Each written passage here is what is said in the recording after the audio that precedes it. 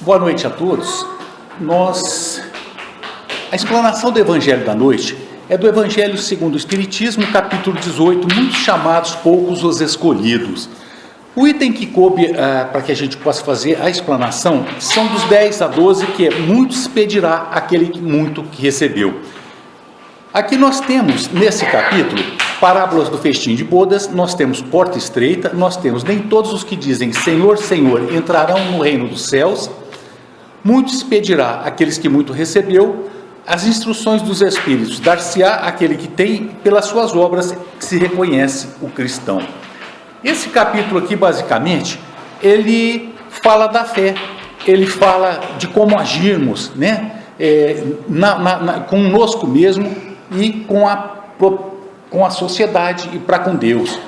Nós temos uma triangularização, é como se fosse um triângulo em que nós temos, verticalmente, nós temos uma ligação vertical para com o nosso Pai, que é Deus.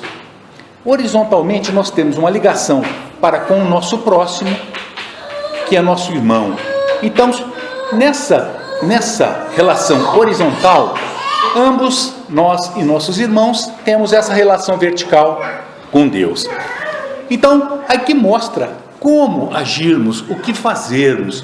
O Evangelho segundo o Espiritismo, ele é uma explicação do Evangelho de Jesus. Ele é uma explicação, como que uma interpretação feita do Evangelho de Jesus, porque os evangelhos que foram escritos pelos 4 evangelistas, muitas coisas ficaram sem que pudesse, ou sem a clareza suficiente para que pudéssemos entender, muitas coisas foram ditas em palavras e muitas coisas foram ditas claramente. Então, a interpretação, aqueles trechos que davam uma interpretação duvidosa, ou algum trecho que poderia levar a um pensamento divergente, ou a uma situação muito difícil, por exemplo, se os vossos olhos foram motivo de escândalo, arrancai-o. No começo do cristianismo, muitas pessoas vazavam os seus olhos porque entendiam que Jesus tinha mandado arrancar os seus olhos, seus braços, se as suas mãos foram motivo de escândalo, arranca. Aí a doutrina espírita veio para mostrar que não. Então, para explicar, interpretar essas dúvidas, essas divergências, inclusive de interpretações. E esse capítulo, muito se pedirá aquele que muito que recebeu, nós podemos ver que no decorrer da história, Jesus, por exemplo, quando ele veio, ele escolheu os seus 12 apóstolos. Discípulos são aquelas pessoas que eram seus, vamos dizer, alunos. Levavam a sua mensagem. Nos evangelhos fala que no começo eram 72, mas na verdade eram mais. Apóstolos eram os 12, que eram os escolhidos por Jesus. E esses apóstolos, eles tiveram uma lição direta, uma convivência direta no dia a dia com o Mestre Jesus. E eles privavam da sua companhia, privavam da sua intimidade. E eles tinham as lições dadas diretamente numa conversa fraterna, na casa de Pedro, onde, diz Amélia Rodrigues, que houve o primeiro culto do Evangelho no lar. E essa intimidade para com Jesus, eles recebiam mais. Por quê? Porque eles estavam direto com esse gigante. Obviamente que no futuro seria cobrado esse mais deles, mas não por Deus, nem por ninguém, mas por eles mesmos, em razão dos compromissos que eles assumiram. Então nós temos a passagem aqui, que é do Lucas capítulo 12, versículo 47 e 48, que diz: o servo que souber da vontade do seu amo, e que entretanto não estiver a ponto, e não fizer o que dele queira o amo, será rudemente castigado. Mas aquele que não tenha sabido da sua vontade, e fizer coisas dignas de castigo, menos punido será. Muito se pedirá àquele a quem muito houver dado, e maiores contas serão tomadas àquele a quem mais coisas se haja confiado. E nós temos também uma passagem do João, capítulo 9, versículo 39 e 41, que diz: vim a este mundo para exercer um juízo, a fim de que os que não veem vejam, e os que veem se tornem cegos. Alguns fariseus que estavam com ele ouvindo essas palavras lhe perguntaram: também nós, então, somos cegos? Respondeu-lhes Jesus: se fosseis cegos, não teríeis pecados, mas agora que dizeis que vedes, é por isso que em vós permanece o vosso pecado. Dizendo que, quanto mais conhecimento nós temos, Em todos os âmbitos de nossa vida, nós nos tornamos responsáveis. Esses apóstolos, no começo da missão de Jesus, eles não tinham ideia da grandeza dessa visita que Jesus fez à terra naquela ocasião. Muitos confundiram, no começo da sua trajetória, como se ele fosse um rei, um simples rei que viesse com o seu exército para poder salvar Jerusalém, salvar Israel do jugo dos romanos. Porque a história de Israel, desde que eles foram embora para o Egito, fugindo da seca, foram escravizados e voltaram, isso 2000 anos antes de Jesus, é uma história de escravidão, é uma história de subjugação e uma história de várias e várias conquistas pelas quais eles passaram. E estavam sob o jugo dos romanos. Então eles entendiam que aquele rei, aquele anunciado, aquele Messias é em judeu, Cristo é em grego, que quer dizer o ungido, o enviado. Eles entendiam que era um exército de soldados. E os seus apóstolos, os 12, ainda entendiam no começo dessa trajetória dessa forma. Tanto é que eles disputavam quem era o maior no reino de Jesus. A mãe de Tiago e do João, da mesma forma, num determinado dia, chegou e falou: olha, mas o meu filho, um vai sentar à sua direita e o outro à sua esquerda. Aí Jesus falou: mas eu não posso dizer se eles podem ou não sentar à minha direita ou à minha esquerda, mas eles podem beber o cálice. Elas disseram sim, e realmente, Tiago e João beberam o cálice amargo do sofrimento e da dor. Mas não é só isso. Os apóstolos, por terem recebido mais de Jesus, nesse começo eles não entenderam.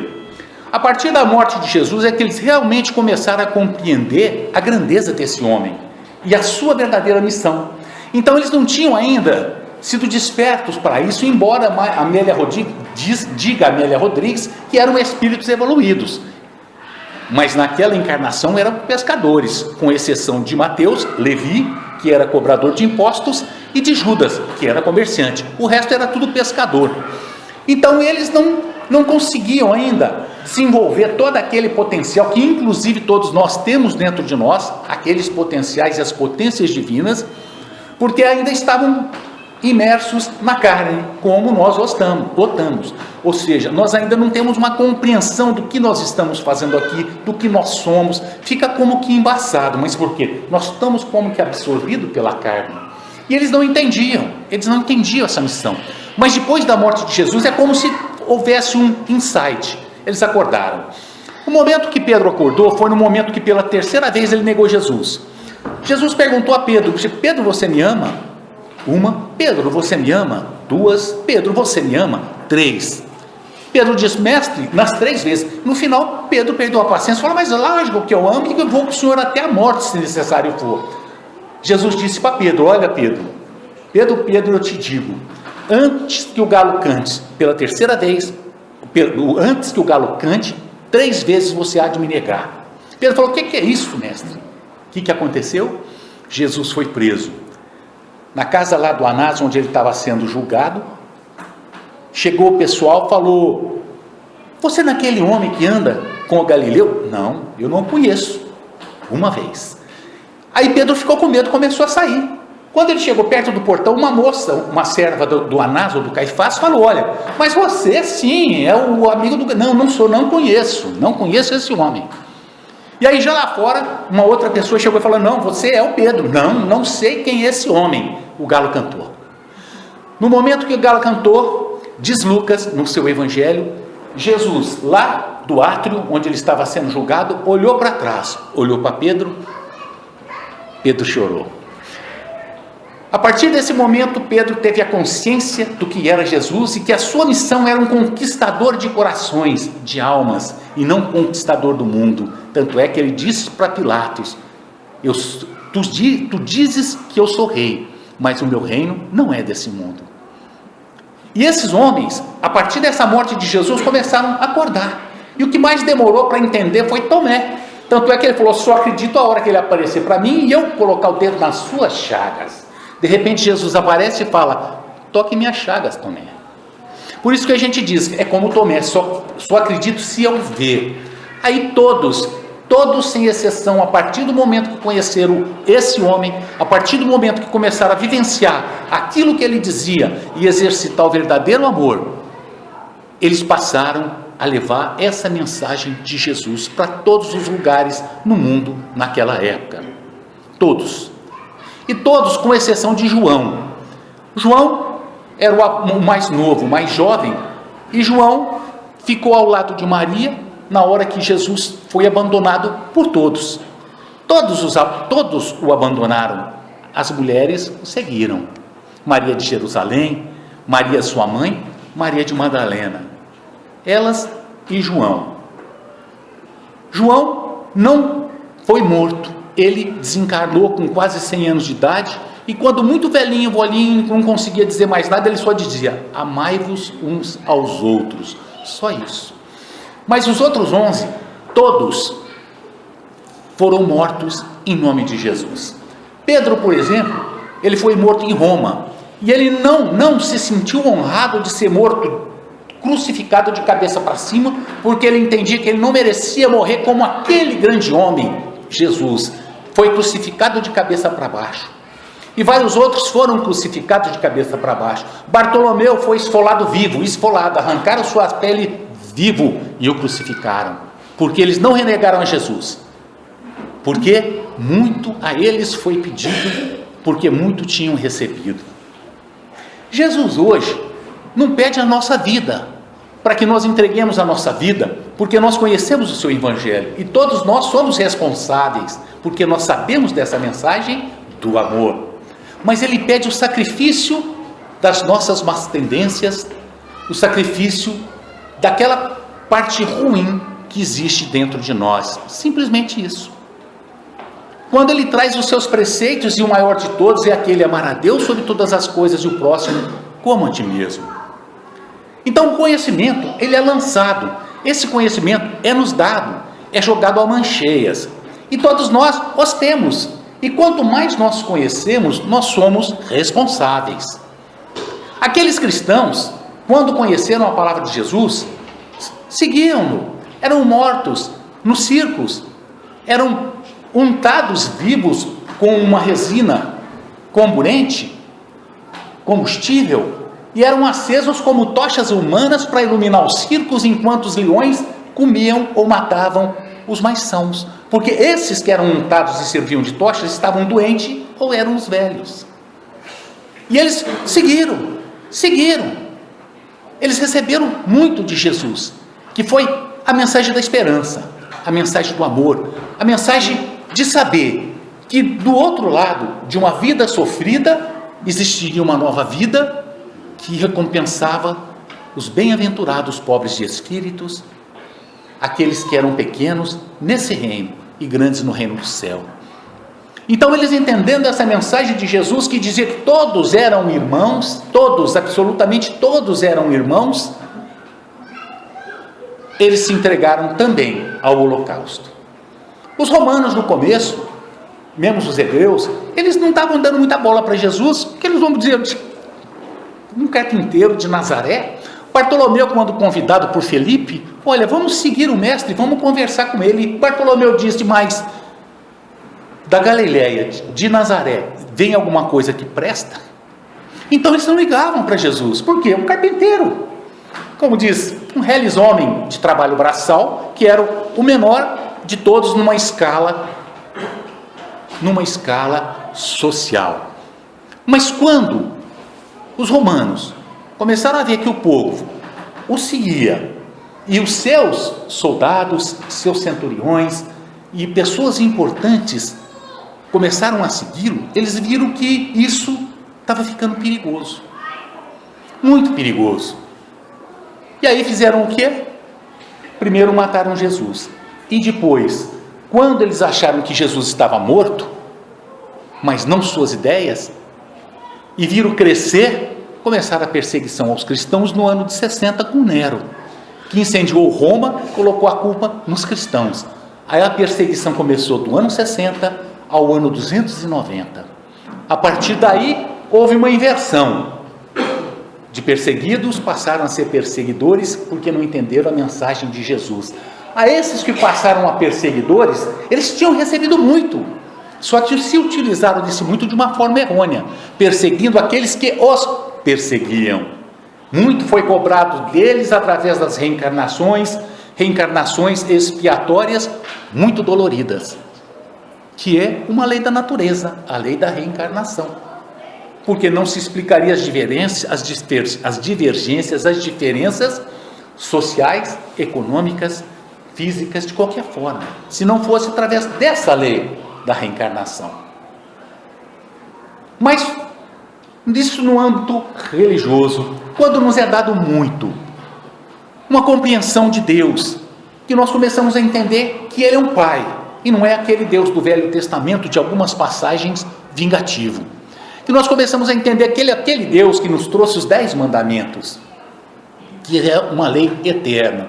Que é aquele Deus que, quando o seu filho está em necessidade, como os pássaros no campo, Ele os alimenta, sem que se preocupe com o seu futuro. Em que todos nós, dentro dessa sociedade, temos que suprir as necessidades uns dos outros. Quando entendermos que esse Deus é justo, e não um Deus cruel e injusto, quando nós começarmos a entender, aí nós começamos a ser cobrados por nós mesmos. Por quê? Porque nós sabemos dessa justiça. E quando a nossa visão aumenta, daquele núcleo familiar, daquele amor que é importantíssimo, que é o amor pela nossa família, expandindo para o nosso local de trabalho, para a nossa comunidade, para o nosso mundo, para o nosso universo, que é o amor universal, o amor de Jesus, aí nós seremos muito mais cobrados ainda. Mas no âmbito das profissões, quais os compromissos que o arrumam?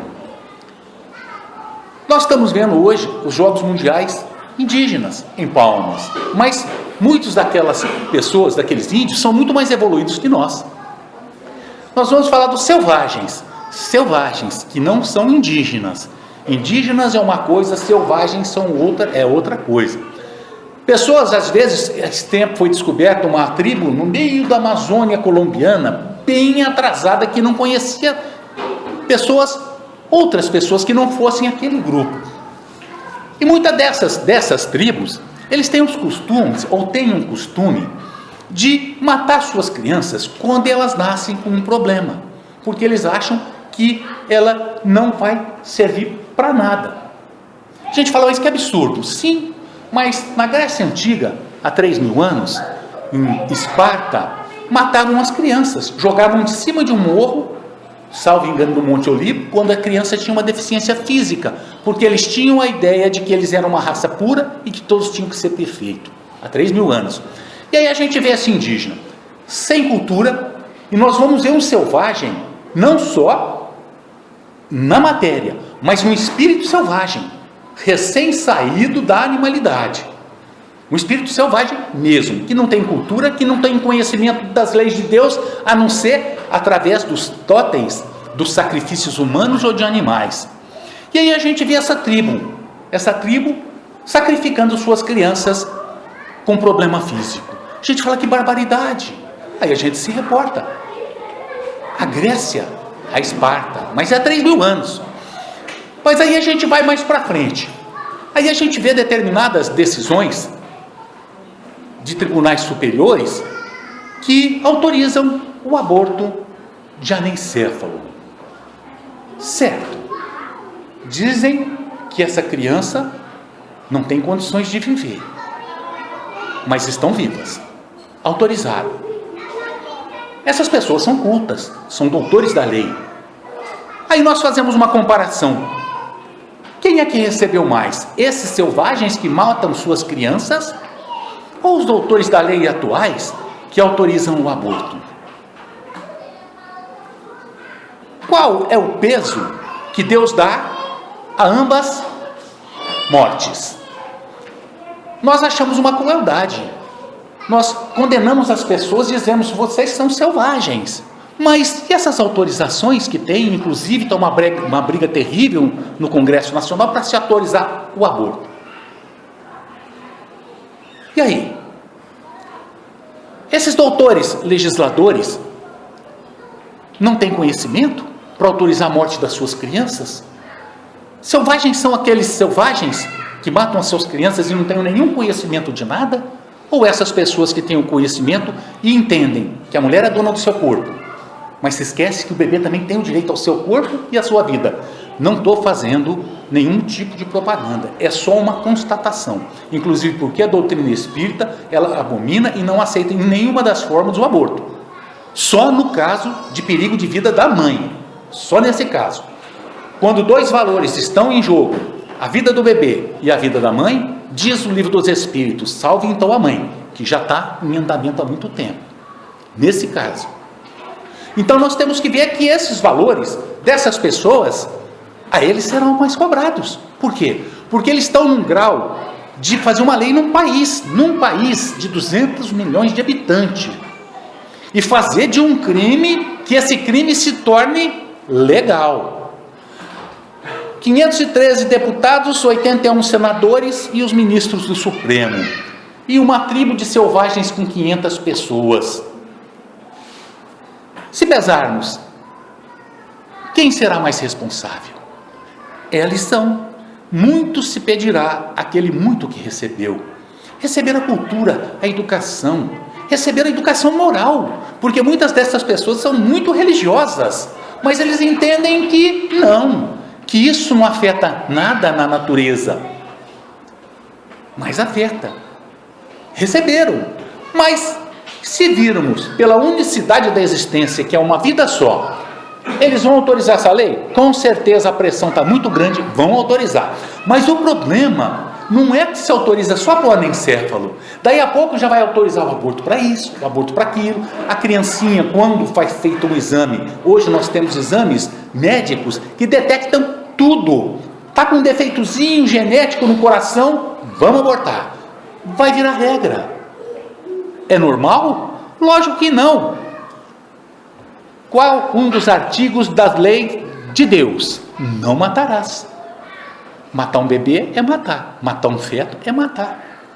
Qual é um dos artigos da nossa Constituição? Uma das alíneas do artigo 5º, que é a cláusula pétrea, que não se mexe. Não existe pena de morte no Brasil, só em caso de guerra declarada. Ora, a autorização de um aborto não é pena de morte? Quem é responsável? Quem é responsável? Quais são os valores constitucionais aí? O peso de uma vida, de uma criança que não pode se defender? A responsabilidade. E aí nós vamos, não só nesse âmbito, mas em todos os âmbitos da nossa vida, no nosso dia a dia, numa compra. Nós vemos uma pessoa que vem lá do meio do mato, nós sabemos que tem muita gente que mora no interior do Tocantins, que é assim muito, mas muito atrasada. Mas o atrasado não quer dizer atrasar de grosseiro, não.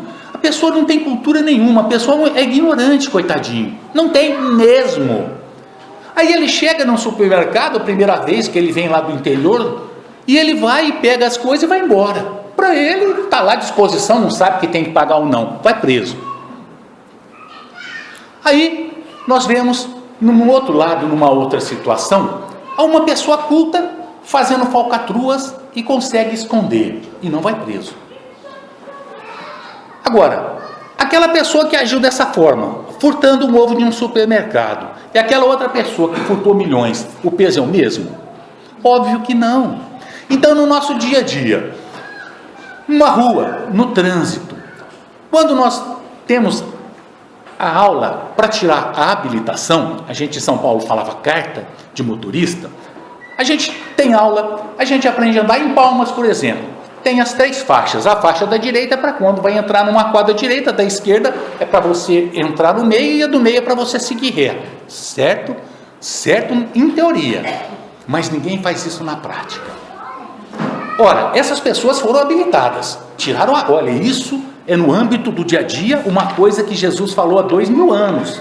Muitos pedirá aquele que muito recebeu. Essa pessoa recebeu várias aulas, aula de trânsito, aula teórica, passou com 10 na prova teórica, não errou um tio na prova de trânsito, no entanto, não para em sinal vermelho, não respeita as rotatórias, não respeita as faixas. Aí vem uma pessoa do interior de bicicleta, coitadinho, chega num fim de semana, num domingo, sem querer atropela uma pessoa de bicicleta. Qual que é mais responsável? Olha Jesus no dia a dia. Nós recebemos uma lição para que nós possamos dirigir um carro e não um porte de arma, para que nós possamos matar as pessoas. Então essa carta, ela tem que ser utilizada da forma que nós aprendemos. Por quê? Porque é cristão. Preceito de Jesus: façai aos outros aquilo que gostaria que vos fizesse. Ou o Evangelho de Jesus no dia a dia. Porque nós achamos que o Evangelho de Jesus, ele é para colocar, às vezes, numa determinada estante, uma Bíblia bonita, aberta, toda dourada. Mas não usa. Quanto mais amassado, mais sujo e mais manuseado, mais importante o Evangelho. Por quê? Está sendo utilizado. Mas não é só o problema de se utilizar através da leitura, porque não adianta só ler. Será que nós estamos aplicando o Evangelho de Jesus nas nossas vidas, no nosso dia a dia? Respeitando os direitos do nosso próximo como gostaríamos que respeitassem o nosso?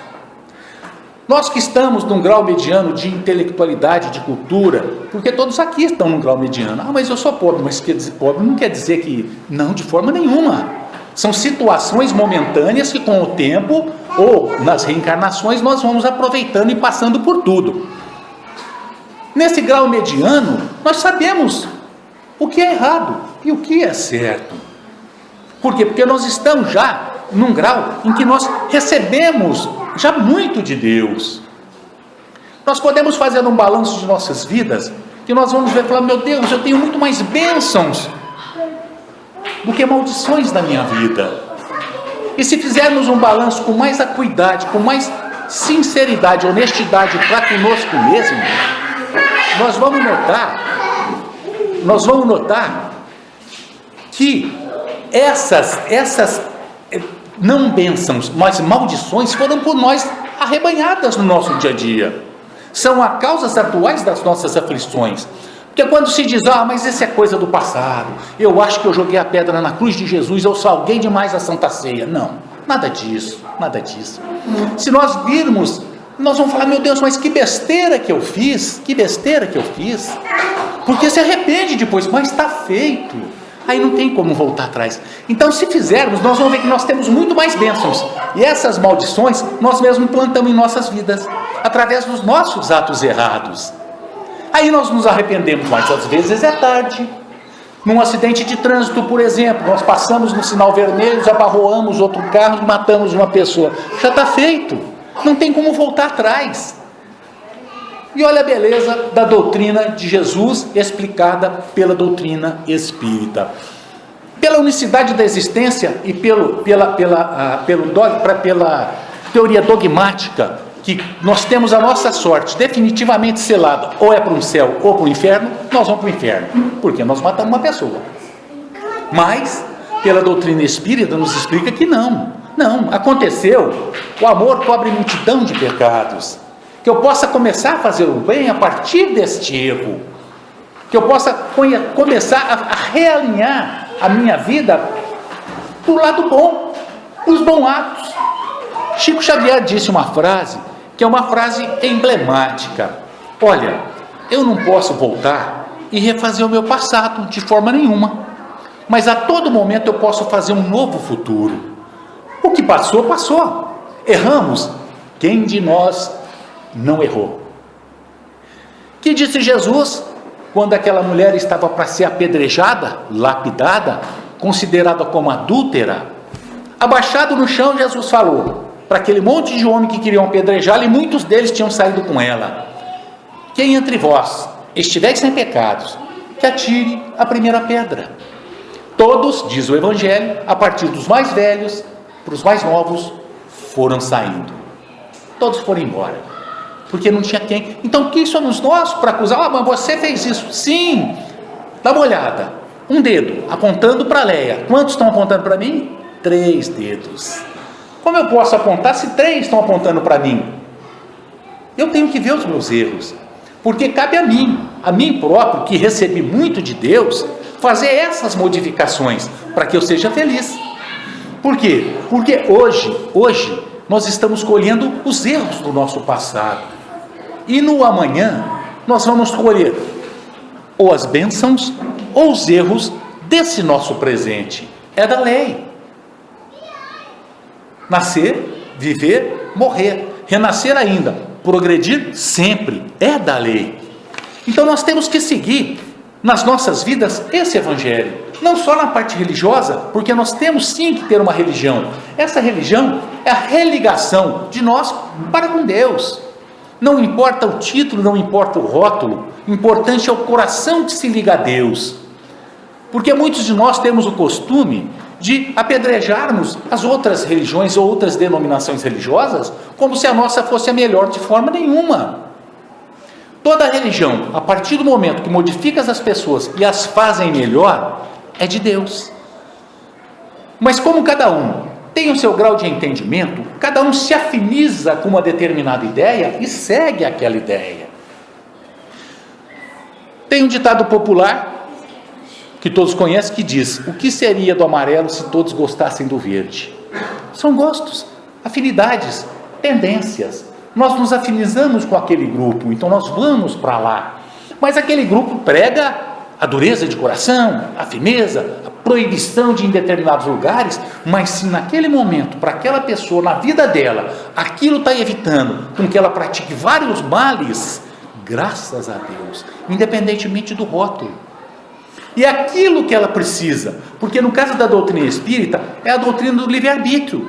Ela nos dá total liberdade de agirmos da forma que nós quisermos.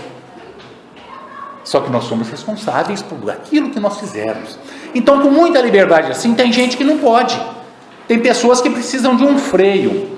E esse freio é o Deus cruel.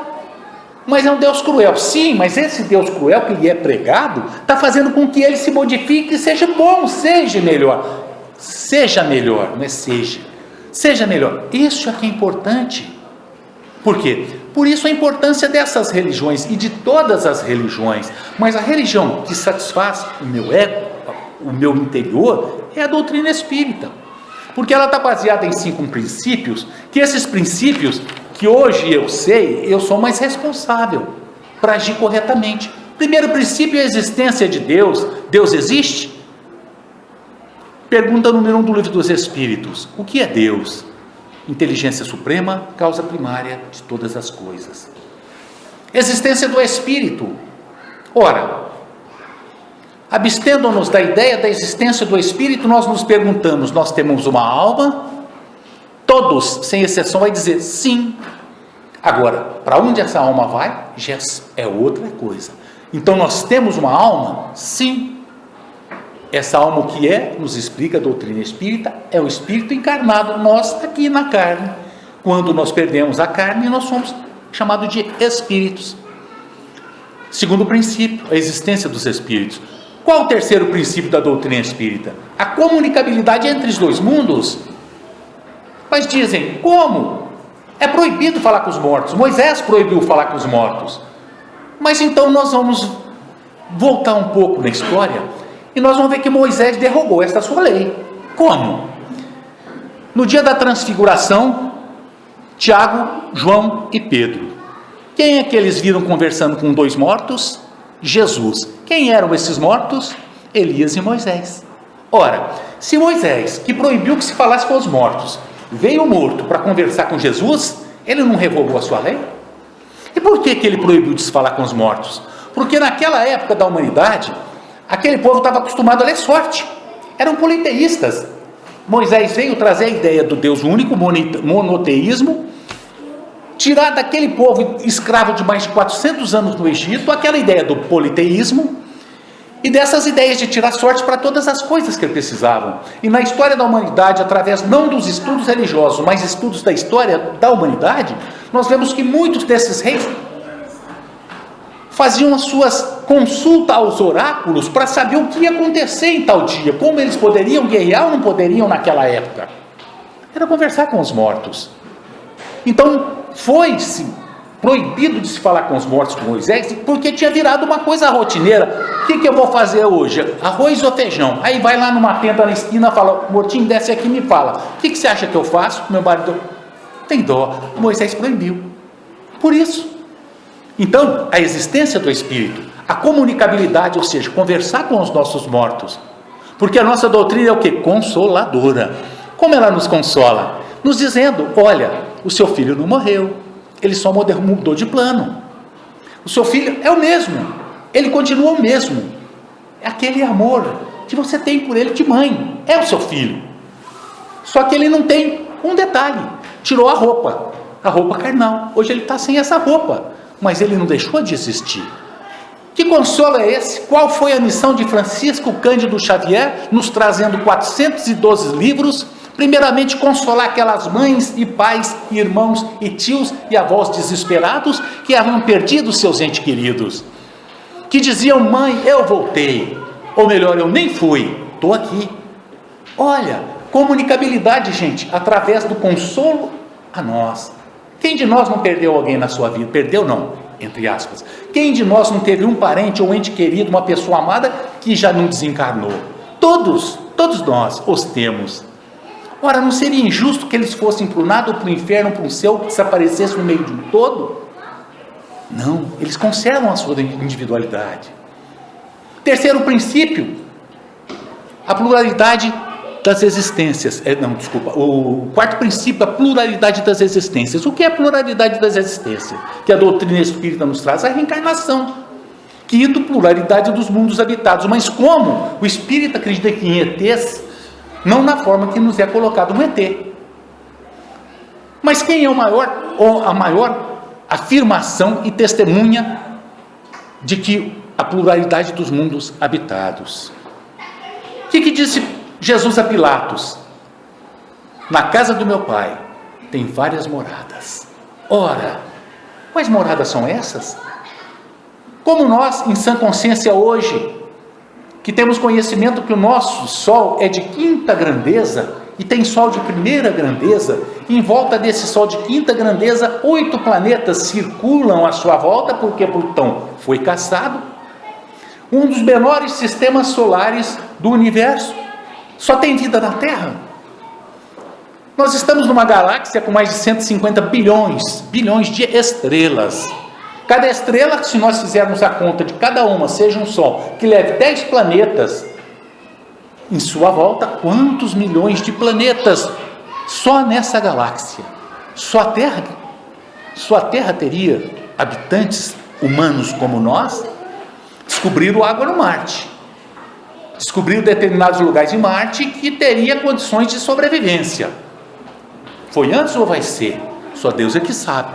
Então nós não podemos dizer que esse princípio da doutrina espírita, que é da pluralidade dos mundos habitados, seja uma utopia. Então a doutrina espírita preenche o meu interior. Por quê? Porque responde às minhas perguntas, os meus questionamentos. Porque me mostra o que eu sou, um espírito imortal. O que eu faço na Terra? Para onde eu vou? De onde eu venho? Por que eu estou com a Leia e com a minha família? Por que eu estou no meu ambiente de trabalho? Por que eu estou com as pessoas que me circundam e eu às suas voltas? Explicando a razão dos nossos sofrimentos, das nossas dores, dizendo que isso tudo foi plantado por nós mesmos, que Deus não é um vingativo, que Deus não é cruel, Deus é amor. Olha só, Deus é amor. Muitos carros estão lá, Deus é amor, e eles estão certos. Só que eu não tenho coragem de fazer essa propaganda, porque está dentro do meu coração, aquele plástico. Deus é amor.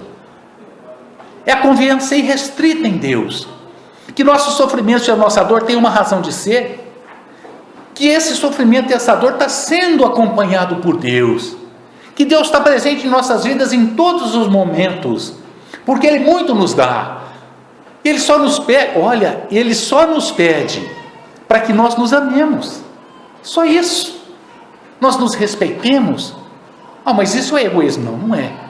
Porque a partir do momento que nós nos amarmos, nós vamos aprender a amar a humanidade. Que disse Jesus: Deus sobre todas as coisas e o próximo. Mas o próximo primeiro, não, como a ti mesmo. Primeiro a ti, amar a ti mesmo, depois amar o próximo. E é isso que Ele nos pede, para que nós saibamos nos amar, não egoisticamente, entendendo as nossas deficiências, porque ninguém é perfeito. E olha, por experiência própria, a deficiência física é a menor dos problemas que nós temos em nossa vida. Deficiências morais são muito mais difíceis. Deficiências psicológicas, muito mais difíceis. A deficiência física é controlável e contornável através do conhecimento do Evangelho de Jesus e da doutrina espírita, que fala que se hoje eu não ando, pode ter certeza que no amanhã eu vou andar. Esse é o consolo dessa doutrina. Por isso seguirmos esse entendimento, para que nós nos entendamos. Aí, a partir desse momento, nós temos que entender que Deus não cobra nada, nós nos cobramos, que Deus é Pai, que Deus é luz, e nós, dizia Jesus, somos luzes. Nós recebemos muito, porque hoje nós conhecemos o Evangelho de Jesus, e só de conhecermos esse Evangelho, de conhecermos esse compêndio moral, de convivência humana, com si mesmo e com a sociedade e com Deus, nós já somos responsáveis, porque Ele nos ensinou. Te disseram, olho por olho, dente por dente, mas eu vos digo, se alguém bater numa das tuas faces, dê a outra. Aí a doutrina espírita fala, meu Deus do céu, se a dona Miriam me der um tapa na cara, eu vou dar outra cara. Não, mas eu dou nela. Não, não é isso. É para não revidar o mal. Não revide o mal. Se a pessoa te quer mal, o problema é da pessoa. Mas se eu quero mal uma pessoa, o problema é meu. E se quando eu quero mal uma pessoa, eu começo a ficar magoado, ressentido, a odiar. Esse ódio vai fazer mal a quem? A mim mesmo. Por quê? Primeira coisa que me dá uma gastrite, uma úlcera, daí a pouco eu estou com câncer. Por isso Jesus disse, se te der uma, dê a outra, para não revidar o mal. Porque ele sabia que esse mal ia fazer mais mal a nós mesmos. E hoje que nós conhecemos, nós somos responsáveis, como esses doutores da lei, que ele diz, se fosseis cegos, não teríeis pecados, mas agora dizeis que vedes, é por isso que em vós permanece o vosso pecado. Muitos dizem que a doutrina espírita é difícil. Por quê? Porque ela nos pede ou nos ensina que nós devemos nos modificarmos primeiramente a nós próprios. E é difícil nós deixarmos as nossas más tendências, as nossas mazelas, porque nós temos no decorrer dos séculos e séculos trazido para o nosso espírito só dificuldades, só deficiências, só coisas ruins. Hoje nós temos que fazer a trajetória inversa. E a doutrina espírita assusta. Por quê? Porque ela não fala para você corrigir o seu próximo, não fala para corrigir a minha mulher, minha filha, ninguém. Ela fala que você se corrija. E como é difícil a gente se corrigir. E aí a cada dia nós vamos lutando com uma deficiência moral. Um dia maledicência, outro dia as explosões de ódio, pouco a pouco. Por quê? Porque é muita dificuldade. E ele dá essa oportunidade, porque ele sabe que nós não vamos conseguir nessa vida só. Então nós temos a imortalidade à nossa frente através destas vidas sucessivas. E hoje, que nos foi dado muito, que essa doutrina espírita cristã, muito será nos cobrado, mas por nós mesmos, porque a nossa consciência é o tribunal que cobra as nossas boas, ou que julga as nossas boas e más ações. Essa é a lição do Evangelho da noite. Que Deus abençoe a todos de ambos os lados da vida. Passou um tiquinho, mas acabou.